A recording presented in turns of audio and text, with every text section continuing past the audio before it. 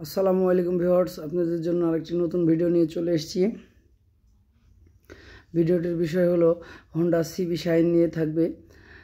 পূর্বের ভিডিওতে বলেছিলাম যে হোন্ডা শাইনের হলো ইঞ্জিনে মোবিল কী কী কারণে থাকে না, আর এই ভিডিওতে বলবো যে কী কী লাগালে এগুলো সমাধান হয়ে যাবে। এই যে দেখতে পাচ্ছেন, আমরা প্রথমে একটি রিং পিস্টন লাগাচ্ছি। রিং পিস্টনে সুন্দর করে রিংগুলো সেট করে নিচ্ছি। রিংগুলো সেট করার আগে অবশ্যই মূলত দেখতে হবে যে রিং যে উল্টাপাল্টা না হয়।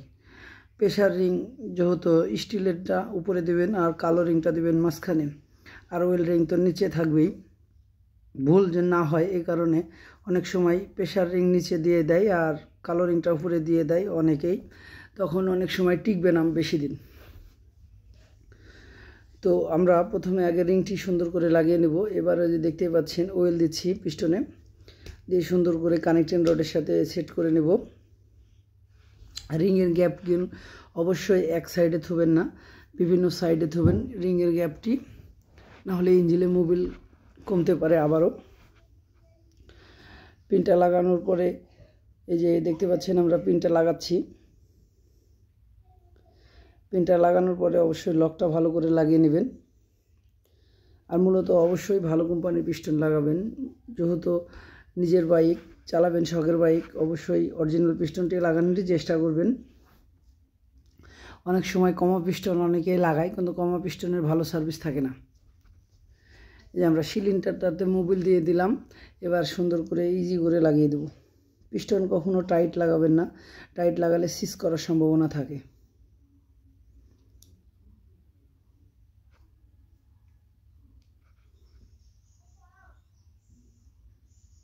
এই যে আমার এই পিস্টনটা ঢুকে গেছে সিলিন্ডারের মধ্যে। এবার আমরা পিস্টনটাকে টপে তুলব, টপে তুলে সুন্দর করে রাখবো। পিস্টনটি টপে উঠে গেছে।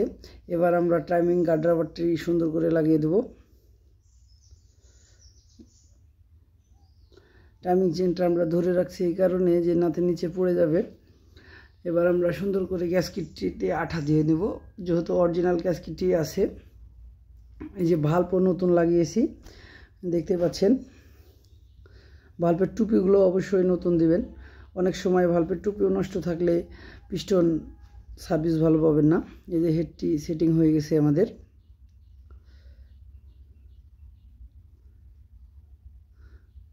তো নাটগুলো ভালো করে লাগিয়ে নেবেন।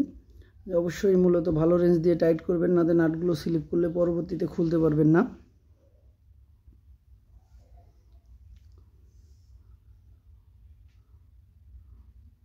এই যে ক্যামের বিয়ারিংয়ে আমরা মোবিল দিয়ে দিচ্ছি এই কারণে যে স্মুথ যেন ঘুরে। আর আমরা তো প্রথমে বলেছিলাম যে পূর্বের ভিডিওতে যে লোকারগুলো ভালো আছে, লোকার অবশ্যই দেখে লাগাবেন। যে মূলত লোকার যদি পিন নষ্ট হয়ে থাকে তাহলে অনেক সময় ব্যাড আওয়াজ করবে ইঞ্জিনে। তো এই যে আমরা হেডের স্টিকগুলো সুন্দর করে টাইট করে দেব।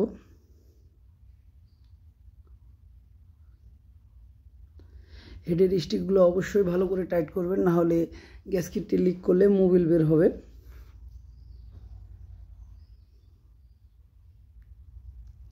এই যে টাইমিং টপটি সুন্দর করে আমরা অ্যাডজাস্ট করে দেব। টাইমিং টপ যদি রং হয় তাহলে অবশ্যই ভাল্ব ভেঙে যাওয়ার সম্ভাবনা থাকে। অবশ্যই এটা লাগানোর সময় অবশ্যই গুরুত্ব দিয়ে টপটি ভালো করে মিলিয়ে নেবেন।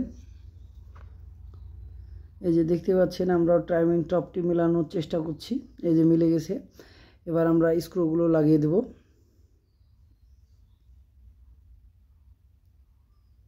আর মূলত সবসময় ভালো ভাল্ব রিং পিস্টন এগুলা লাগাবেন, এই কারণে ভালো সার্ভিস পাবেন। আর মূলত কমা রিং পিস্টন লাগালে অনেক সময় ভালো সার্ভিস পাবেন না, তেলের মাইলেজও ভালো পাবেন না। নাটগুলো ভালো করে আমরা টাইট করে নিলাম। এবার টাইমিং অ্যাডজাস্টারটা লাগাচ্ছি আমরা। টাইমিং অ্যাডজাস্টারটা ভালো করে সুন্দর করে সেট করে নেবেন, নাতে ইঞ্জিনের ব্যাড আওয়াজ করতে পারে।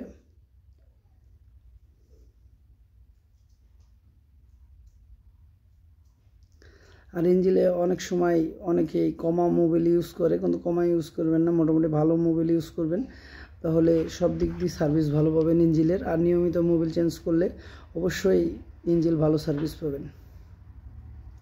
এই যে টাইমিং অ্যাডজাস্টারের নাটটি টাইট করছি আমরা। টাইট হওয়ার মধ্যে এবার আমরা ট্যাফিটটি চেক করে নেব যে ঠিকঠাক আছে কি। এই যে বড় ভাল্বটি একটু লুজ আছে, এটা আমরা অ্যাডজাস্ট করে দেব। অবশ্যই রেঞ্চের দ্বারাতে হলো এই ট্যাফিটটি মেলাবেন। অনেকেই আছে প্লাস দিয়ে ধরে, এটা রেঞ্চ আছে আলাদা, এটা রেঞ্চ দিয়ে সুন্দর করে লাগাবেন গেজ মিলিয়ে।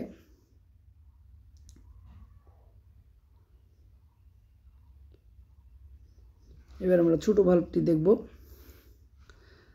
ছোটো ভাল্বটি টপে তুলেছি, এবার ছোটো ভাল্বটিও লুজ আছে, এটা অ্যাডজাস্ট করে দেব।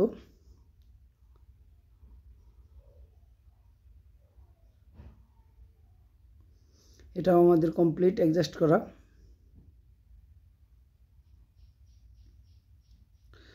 আমরা দেখতে পাচ্ছেন যে স্টার্ট করেছি, এবার মূলত বাইক স্টার্ট হয়ে গেছে।